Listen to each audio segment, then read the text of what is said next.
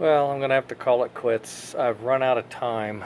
I have some of the wiring figured out. I've gone ahead and plugged my fan motor into the puff and chuff board, and I've wired just set the leads in.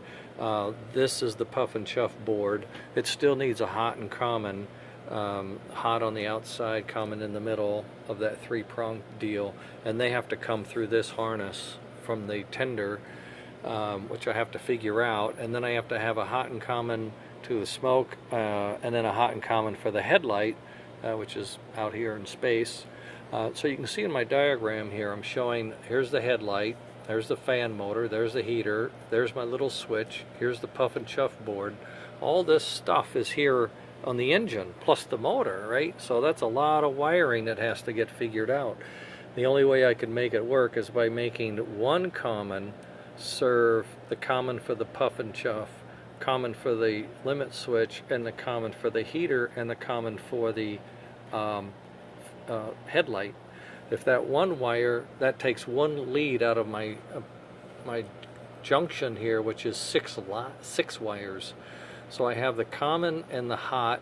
I also would have to take the hot for the puff and chuff and use that for the heater, which is a little risky because now I'm going to be taking amperage for the heater, and I don't know if that's going to cheat the puff and chuff or not. Don't know. Then I have these two leads. One could be the headlight and one could be the chuff trigger for the soundboard.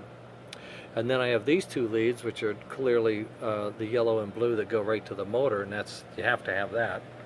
So I've got some questions. I've written Ken at Electric Railroad and asked him what, can I share hot and common with this board? How robust is it in its power conditioning?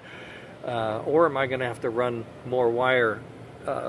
Maybe this isn't the smartest approach. Here you see his approach. He puts everything in the tender, and there it is. He only has to run two wires. And maybe that's where I messed up. I tried to put everything here because I thought that would be simpler, and now I'm finding out that maybe it's not. Somehow it's just not. I've got the soundboard and the power board back here.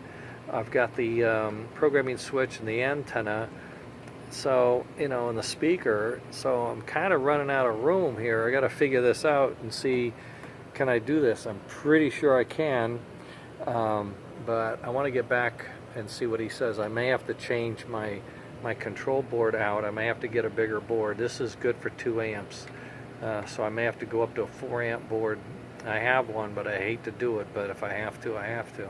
And I have to rewire everything, but that's not a deal. We can do it. The hardest part is getting this trigger to do that light bulb thing, okay? We've got that functioning, very robust, very good, very clean design. I'm really excited. I can't wait to get this thing wired. I hoped I would get it today, but I just couldn't get there from here. All right, I'll post this, and you guys could chew on that and see what you think. Later.